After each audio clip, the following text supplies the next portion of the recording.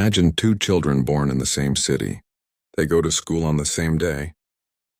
They both have 24 hours in a day, and they both dream that one day their lives will change. But 30 years later, one man is driving a luxury car while his investments continue making money even while he sleeps. The other is still trapped between bills, inflation, and his monthly salary. And the most surprising part? In the beginning, the difference between them was not that big. So what actually happened? Why do rich people keep getting richer, while poor people often remain stuck in the same cycle year after year? What you're about to hear today is not just a story about money. It is a story about the system itself. And for the first time, you may start seeing money the same way wealthy people see it. Your entire life, you've been taught a simple formula. Get good grades, earn a degree, find a job, work hard, earn a salary, then save what you can. It sounds reasonable. But here's an important question. If hard work alone created wealth, then the richest people in the world would be laborers, construction workers, factory employees, and people working 12-hour shifts would all be billionaires. But reality tells a very different story. Millions of people work incredibly hard every single day, yet still live under financial stress, which means the problem is not hard work. The problem is understanding the rules of the game. Imagine you're running a race. You're giving it everything you've got.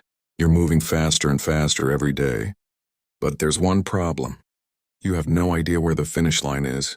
The faster you run, the more exhausted you become. This is exactly what happens in financial life. Most people spend their lives working for money. Rich people, on the other hand, make money work for them. And that is not a small difference. It changes the entire game. Let's say you earn $100. You spend it. Then next month, you have to work again to earn another $100. Now look at a wealthy person. Instead of spending that $100, they place it into an asset. That asset starts generating income. Then that income buys more assets, and those assets create even more income. An invisible machine is now at work. A machine called compound growth. It is one of the most powerful forces in the world. Yet most people spend their lives fighting against it instead of using it. Imagine a small snowball rolling down a mountain. At first it looks tiny, almost insignificant.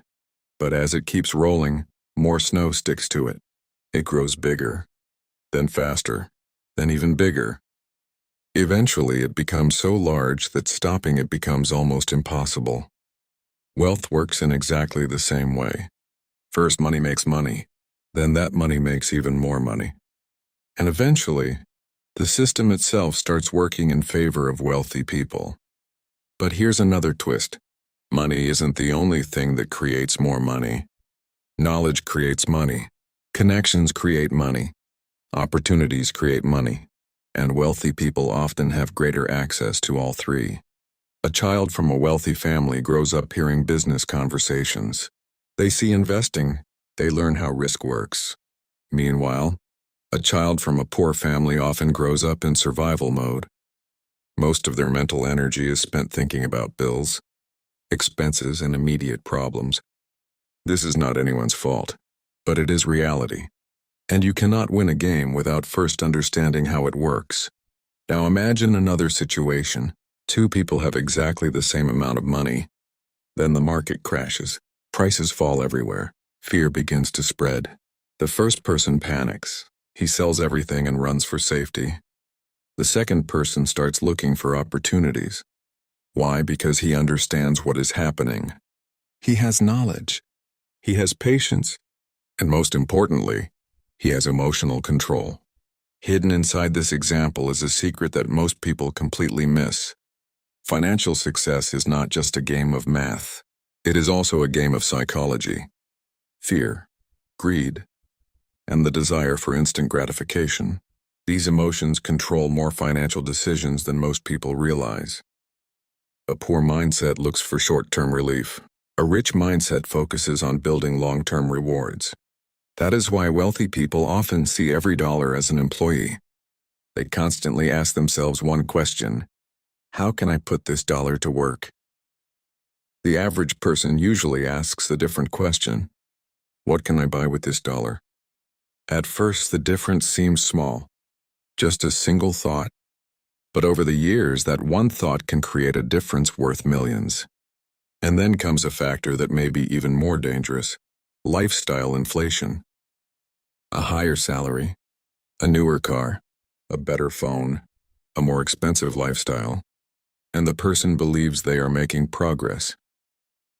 But in reality, they may have simply moved into a more expensive cage. Their income has increased, but their freedom has not. Rich people often buy assets first, while average people buy liabilities first. And then they spend their entire lives working just to maintain those liabilities. This cycle is invisible from the outside, but it quietly defines people's lives. Now take a moment and imagine your future 10 years from now. Every decision you make today is shaping that version of you. Every rupee invested, every skill learned, every book read, every habit repeated, all of it compounds over time, just like that snowball rolling down a mountain. The problem is, compound growth is almost invisible in the beginning. Days pass and nothing seems to change. Months pass and it still feels the same. Even after a year, it may feel like your effort is not working. But then comes a turning point. A moment where growth suddenly begins to accelerate. People often call this luck, but in reality, it is years of invisible consistency finally showing results.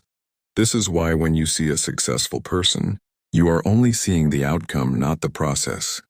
You see the luxury lifestyle, but not the discipline behind it. You see the result, but not the years of sacrifice that created it. And that is why most people never achieve the same results, because they are comparing their beginning to someone else's middle or end. Most people see the rich lifestyle, but they do not see the rich habits. They see the luxury, but not the system behind it.